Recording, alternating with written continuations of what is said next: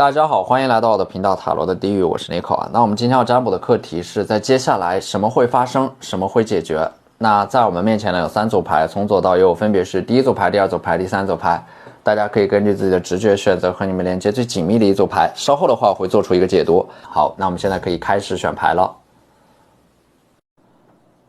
大家好，欢迎来到第一组牌。那么第一组牌的话，首先我们抽到的这张星币国王。你们近期的财运不错啊，可能会收到一大笔钱，可能是转账退款，也有可能是一笔意外之财。当然这张星币国王如果它对应的不是你们的话呢，那么就是会有一个拿着星币的王子来找到你们，他手上的这颗星币是他给你们准备的一份礼物。星币国王我们可以把它理解成为是一个拥有资源或者说某种产业的这样的一个人。如果说现在你们在某件事情上面，某个项目上面，你们在推进它的过程当中被卡住了，那么这个星币国王手中的这颗星币，它就相当于是一把钥匙，能够帮助你们打通那个被卡住的环节。第二张牌权杖七啊，你们现在可能在做最后的冲刺和准备啊，有一件事情马上就会得到结果，或者说你们可能马上要参加一个考试啊，你们要冲刺以获得一个成绩啊。权杖七我看到的是，其实你们最近在憋着一口气想要证明自己。权杖七往往象征着很坚定的决心啊，设定一个目标以后就会大张旗鼓的快速执行计划。但是你们会发现啊，有的时候呢，在执行计划的过程当中啊，容易出现各种各样意料之外的困难啊，越是到快要完成的那个阶段，可能阻力就越大，越容易出差错啊。权杖七其实也是因为容易心急而用力过猛啊，导致你们忽略了很多的细节，很多事情需要从头再来啊，就是容易出现虎头蛇尾、后劲不足的这样的一个状况，你们需要注意。这张牌的优点呢是容易大力出奇迹啊，但是缺点就是你们可能会因为自己冲得太猛而忽略掉一些细节，所以说要掌握好一个平衡。那么第3张牌呢，宝剑2啊，你们近期可能要做出一个选择啊，这个选择的难点在于，可能你们权衡利弊以后的这个决定啊，和你们的直觉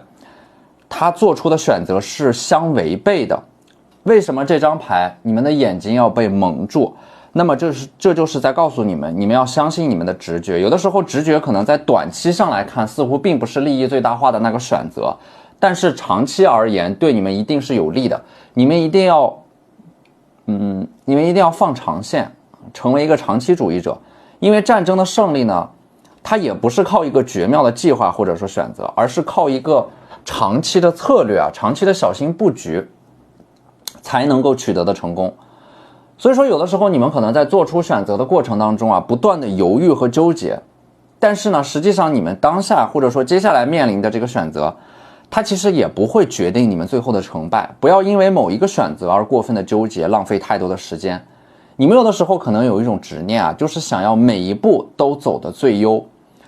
如果你们这么看待人生的话，如果你们以这样的一种心态去做出每一个选择，那么你们并不一定最后能够达到一种全局最优的结果。因为有的时候过度的进行这种局部的优化，过度的完美主义，那么看起来每一个选择都是完美的，但是最后往往会得到一个令你们哭笑不得的结果。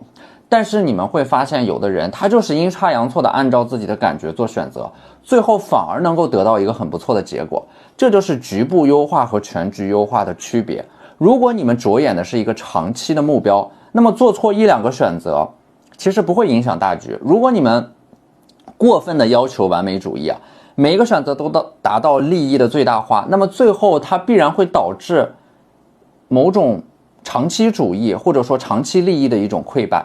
这就是我们古话里边说的吃亏是福啊，有的时候短期的吃亏在长期上面反而能够令你们获得更大的收益。那么第4张牌呢，高塔牌啊，我觉得你们要允许自己失控。这种失控它是一种主动的失控啊，主动的拆雷，而不是要等到问题它积累到一个无法挽回的败局之后，那个时候你们就会变得非常的被动。所以说高塔呢是引导你们主动的让某个矛盾释放出来啊。我们可能知道问题在哪里，但是有的时候我们就会出于逃避或者说拖延的心态，把那个问题一直放在那里，就会导致有些问题本来一开始是可以得到解决的，但是由于拖延和逃避啊，导致那些问题像滚雪球一样越滚越大。那我们抽到的这张牌呢 ，Confidence is your key to success 啊，新月在狮子座，你们的自信是成功的关键啊。其实我觉得真正的自信它不是自命不凡，相反，它是接纳你们的平凡，接纳你们是不完美的，你们总会犯错，你们总会出现一些问题。但是呢，这个过程它像是什么呢？它好像就是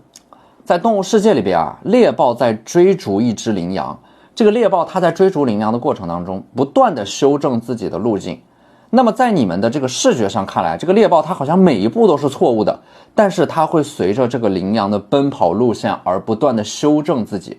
所以我觉得这种自信就是你们要明白，可能你们做出的每一个选择它都是错误的，但是如果你们有这种修正错误的能力，最后你们依然能够得到自己想要的那个结果。那么第二张牌呢是 Bring love into the situation 啊，把爱带入到你们当下的这个环境里边，也就是说你们当下的这个你要给你们当下的这个处境注入一些正向的能量，比如说爱，比如说勇气，比如说鼓励，比如说让自己动起来，不要让自己停留在某个地方。能量这种东西它很神奇啊，只有流动起来它才会真正的属于你。就好像我们去跑步，看似挥洒了体能，实际上却振奋了精神。倘若养成习惯，那每次跑完以后，我们还会觉得身体很灵巧，思维敏捷。那这种流动之后啊，反馈而来的能量，有的时候甚至于远胜于自己含而未发的能量。这就是能量的妙处啊！如果我们固化它，守住它，害怕外泄，反而会让它枯竭、萎缩，甚至是消失不见。如果我们去挥洒它，我们付出给予它，反而我们才能够真正的拥有这种能量。所以说古人他说过啊，欲先取之，必先予之，爱出者爱返，福往者福来。所以说这个时候你们才能够达到一种 win-win outcome is forecast， 就是让你们自身的能量流动起来，然后去把这种能量分享出去，释放出去，然后你们就能够回馈到更多的能量，同时也会吸引到一些同样充满活力和能量的人。这个时候大家聚在一起就会形成一种效应，就是 win-win 双赢的局面。如果你们现在长期的处在某种阻塞和卡顿里边啊，也不要尝试着一个人去解决这些问题啊，要学会抱团取暖，去找到那些和你们有着相似困境和问题的人，同时也要去靠近那些有积极正能量的人，他会带你们走出困境啊。所以说我们抽到的这张牌 Luck is on your side 啊，你们要相信啊，你们是天选之子啊，幸运永远是站在你们这边的，幸运的天平正在往你们这边倾斜。那我们抽到的这张牌啊 Push through any insecurity 啊，你们要推着自己去穿越这种不确定性啊。这种不确定性它是你们成长的最快的阶段啊，因为在确定性当中啊，你们只会得到一种舒适的感觉，这个时候你们就会停止成长。你们的环境当中越是充满混乱、动荡和不确定性，你们的成长就越快。所以说第二张牌呢是 Be humble 啊，要谦虚，要把自己蛰伏起来，要学会隐藏自己，要低调做人，高调做事。在实现某件事情之前呢，不要说出自己的计划，你们只管去执行好了。而第三张牌呢 Lighten up， 与其等待别人拯救你们，不如改变自己啊！与其你们在迷雾当中寻找那束光，不如把自己变成灯塔。所以说 lighten up 啊，提升你们自己，让你们自己发光，而不是等着被照亮。第四张牌呢 Make time for self-love， 留出更多的时间来关照你们自己的情绪和感受，去爱你们自己。而在自爱的这个环节当中，有一点你们需要注意，就是你们总是在自我怀疑和自我否定啊，或者说自我矮化。那么自爱有很重要的一点，就是你们要接受现实，接受当时的自己并不完美，承认过去的自己已经尽力了，做到了最好，不应该被后来的自己所反复责怪，更不应该让后来的自己一直生活在自责和煎熬当中。这就是一种自爱，不过分的苛责自己，原谅自己。好，那这就是我们这期视频的全部内容了，非常感谢大家的收看，你们的支持就是我最大的动力。那我们下期视频再见，拜拜。大家好，欢迎来到第二组牌。第二组牌，首先呢，我们抽到的这张 Knight of Swords， 宝剑骑士啊。首先，近期你们会鼓起勇气去做一件事情，下定决心去做出一些改变，可能是改掉自己的一个坏习惯，或者说下定决心离开一个地方，离开某个人、某份工作，会付出一些代价，但是从长远来看是有利于你们发展的。因为你们拥有承受一切又粉碎一切的决心啊，就像牌面当中的这个骑士一样。当你们能够接受事与愿违，依然全力以赴的时候，那么这个事情其实已经在往好的方向发展了。所以说这张宝剑骑士啊，当你们能够坦然的面对失败，这个时候其实你们已经成功一半了。那么第二张牌呢，圣杯六，有一个很爱你们的人正在向你们赶来，正在为你们送来一些东西，正在向你们雪中送炭啊，他会拿着很多的圣杯来找到你们，他会给到你们当下你们现在急需要的一些鼓励，或者说勇气，又或者是一些物质上面的资源。而第三张牌呢，权杖八啊，你们会集中力量，还有你们的专注力，你们所有的资源去完成一件事情啊。其实人生当中有很多的悖论啊，其中的一个悖论就是你们想要做的事情越多，你们最后能完成的事情就越少。所以说要集中精力办大事啊。你们在近期当中呢，会有一个领域啊有所突破和成长，你们会以一种更高效率的方式去利用时间，而任何事情呢加上时间这个维度就会发生蜕变，关注加上时间会变成观察，加上时间会变成专注，而专注加上时间会变成觉知。水的流动呢，之所以可贵，是因为它本质是水，而不是一会儿是风，一会儿是沙，一会儿是水。就是你们的这种专注，你们专注在一件事情上面，去持续的付出努力，它就会让你们发生蜕变。所以说第四张牌星币八，你们近期呢，整个人的状态会变得非常的专注，会用所有的资源去解决一件最棘手的事情啊，会进入到一种忘我和无我的状态里边。我们把这种状态称之为心流。处在心流状态的人就会有一种忘我的专注啊，忘记了对于时间和周围空间的感知。一个人具有产生和控制心流的能力啊，就可以构成这种内在的秩序，引起专注，引发心流的状态。心流拥有超越性的能力啊，一种内聚力的有序的，不再是碎片化的生活啊，不再让你们去分心，不再让你们去3分钟热度。所以说近期你们会把这种碎片化的生活整合起来，这个时候呢，未来的道路就会变得清晰起来。而我们抽到的这张牌 Recharge， 它是就之前你们可能会因为一些事情而持续的被消耗吧，近期你们会有一个自我充电的过程啊。其实最好的休息就是你们要做一些你们一直想做但是没机会做的事情啊，你们要享受自己所做的事情。而休息就是告诉自己，让自己高速运转的那部分休息，然后让一直休息的那部分运动一下，达到平衡以后再睡觉会好很多。你们近期也会尝试一些新的领域、新的内容啊，给自己充电，让自己变得更自信。第二张牌呢是 investment， 持续的去投资你们自己啊，自我的投资，学习一些新的知识啊，涉足一些新的领域啊，持续不断的改善自己的行为和习惯啊，持续的去整合自己，深度的复盘和总结自己的过去，不再让那些错误重蹈覆辙，以获得新的人生经验啊。这张牌也预示着你们近期的投资，比如说股票啊、基金啊，会有一个不错的收益率，会获得一个正向的增长。而第三张牌呢 ，adaptability 啊，你们近期可能会经历一个环境的变化、工作的变化、身份的变化，在这个过程当中，你们会展现出强大的适应力和韧性。我觉得这个 adaptability 啊，就是你们会主动的去拥抱这种波动和变化呈现出来的惊人的成长性。而第四张牌呢 ，isolation 其实我觉得它是一种你们有能力把自己从混乱的人际关系、混乱的环境当中抽离出来的这样的一种能力。这就是近期会发生的，或者说你们近期会做出的一个决定吧。可能是某种胡思乱想的情绪，或者说一个混乱的纠纷和人际关系当中抽离出来，意味的是屏蔽，意味的是重新回归到自我，回归到一种干净的能量里边。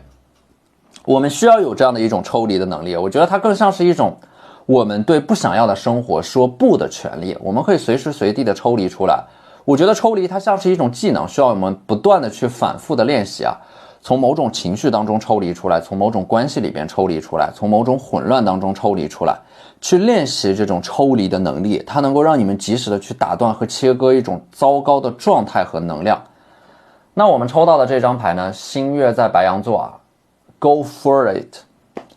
大胆地说出你们的愿望和想法，去为了一个目标而努力，而不是藏着掖着，大胆地去表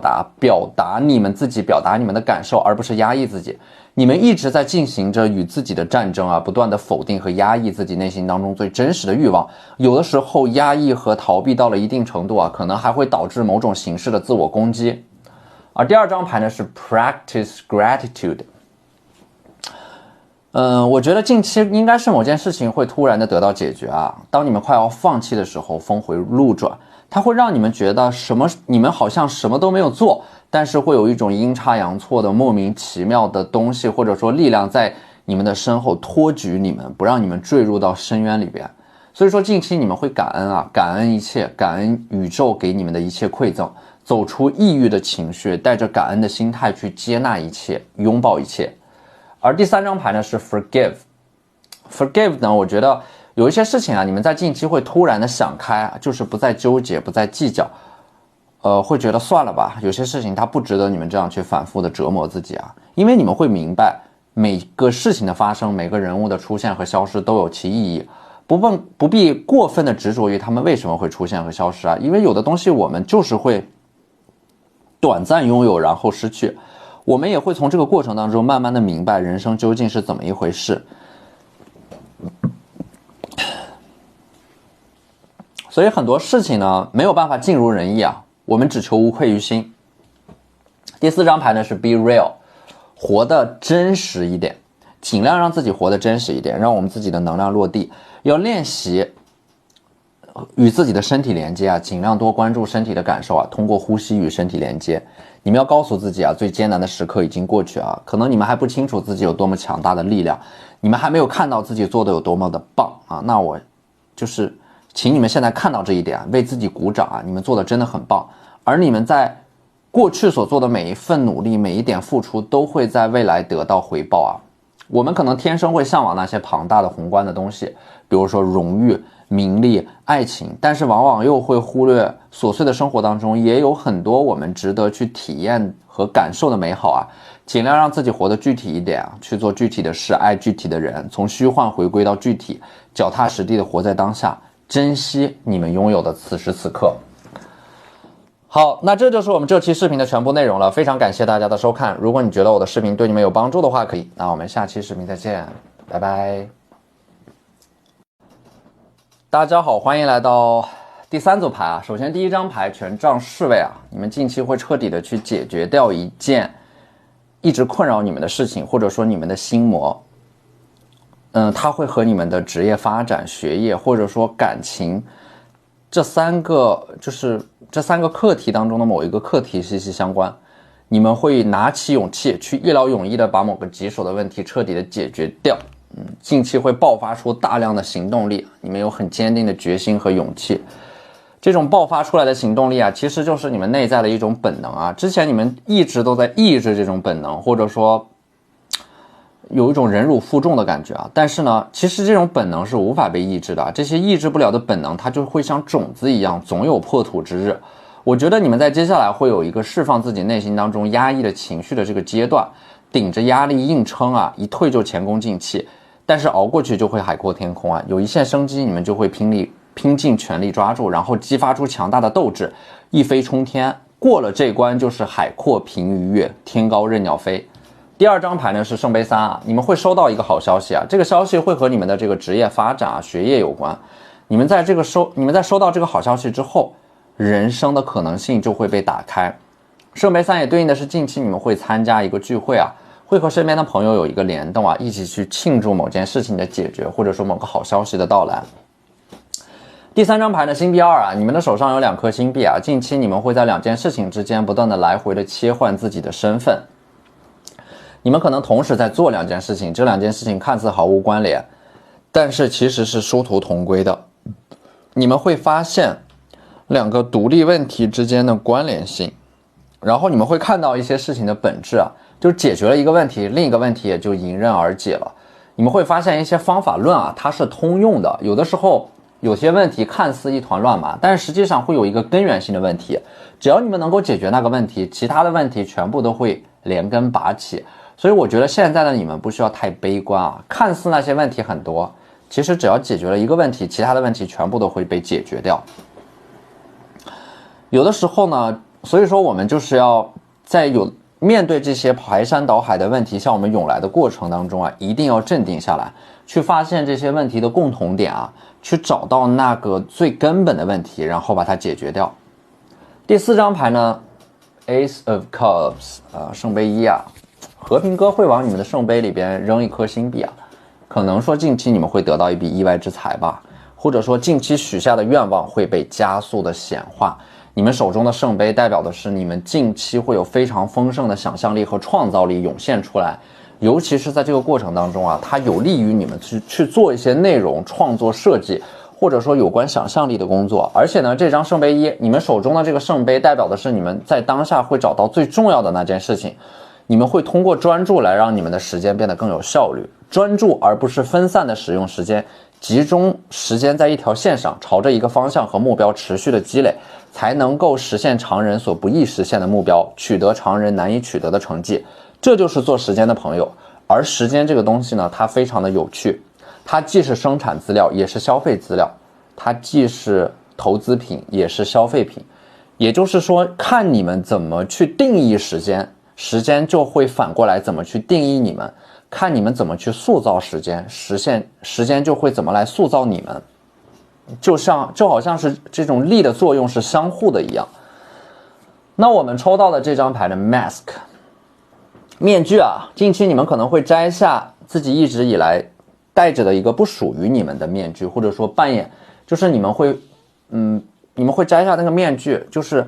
因为你们之前一直在扮演着一个不属于你们的角色，你们有着强烈的同理心啊，你们可能一直都在委屈自己的感受去迎合别人。那么你们的这种强烈的同理心和共情能力啊，可以轻而易举地感知到别人身边人的痛苦和快乐。可能说大部分的时间你们都在迎合别人，而忘了取悦自己。把面具摘下，就代表的是你们会把更多的关注力放在自己的身上。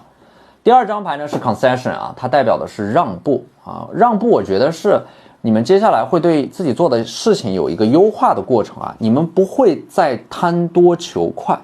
而是做减法，你们会暂时的放弃一些短期的利益，做出一个让步，为了一个更长远的目标啊。其实它是一种舍小求大的战略观。短期来看，你们的这种让步可能会让你们的利益受损，但是长期来看，它是有利于你们的发展的。第3张牌呢是 Opposition 啊，你们近期可能会顶着压力做出一个决定和改变。而且呢，周围人给你们的这种阻力越大，其实越证明你们做出的这个决定所选择的这个方向是正确的。因为真理总是掌握在少数人的手里边，你们其实很清楚你们现在在做什么。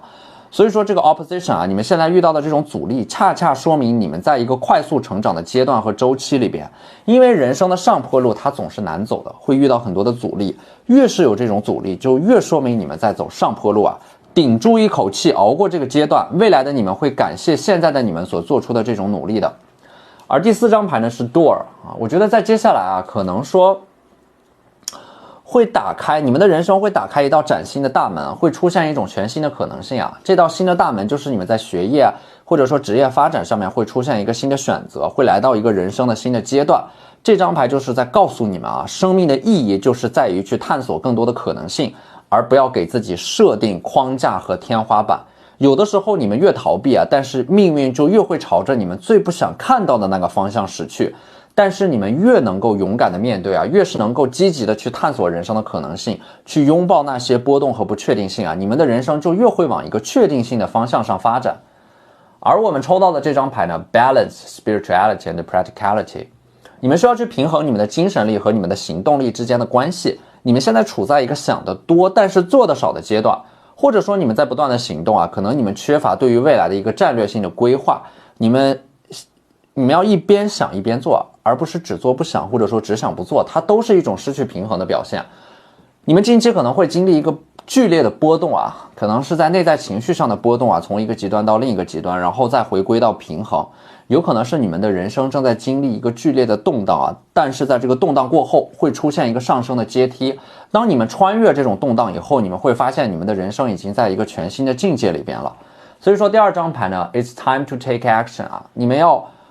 你们要勇敢的去行动，去显化，行动是成功的催化剂。没有行动的话呢，这些观念就会萎缩褪色，理论知识没有得到实际的应用是远远不够的。所以说你们要做的就是对内抽离，对外沉浸啊。当你们在行动的时候呢，尽量的去屏蔽掉脑海当中的那些杂念，不去忧虑过去，也不要担心未来，而是投入和沉浸到你们当下在做的事情里边。当你们在思考的时候呢，就做到尽量的抽离，不要让情绪影响你们的思考。而第3张牌呢 ，A Time for Healing 啊，你们要抽出一定的时间来自我疗愈，但是你们在自我疗愈之前，你们要先承认自己的不完美啊，和自己的不完美和解，接纳自己的不完美，也要承认事情的发展它一定是一波三折的，不要妄想快速的去达到一个目标。当你们选择不再去纠结一些事情的时候啊，那么这个时候你们就会让过去过去，让未来到来，这个时候疗愈就发生了，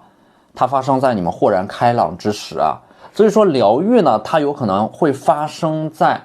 任何一个时刻，可能说下一秒它就会发生啊，它发生在你们放下自己的执念，勇敢的拥抱当下的自己的时刻当中啊。所以说在这个过程里边啊，当我们在尝试着疗愈自我的时候啊，我们的生命就像是一朵不断盛开的花，它会不断的绽放，没有尽头啊。这个时候呢，当你们感觉到自己的身体内部啊某一部分自我在枯萎在凋零的时候啊，其实一些新的东西它正在逐渐的缓慢的生长，这个时候你们的前面就会有一个新的开始啊。你们以为的结束啊，其实只不过是一个新的开始啊。 New start is coming 啊。暴风雨结束以后啊，其实你们不会记得自己是怎样幸存下来的，你们甚至不确定暴风雨真的结束了。但是有一件事情是肯定的，当你们穿过了暴风雨的时候，你们早已不是原来的那个人了。如果说你们现在正在经历一场暴风雨啊，那不要害怕，你们会在这场暴风雨当中幸存下来，并且在这个过程当中得到一个巨大的蜕变和成长。好，那这就是我们这期视频的全部内容了，非常感谢大家的收看。如果你觉得我的视频对我的动力，那我们下期视频再见，拜拜。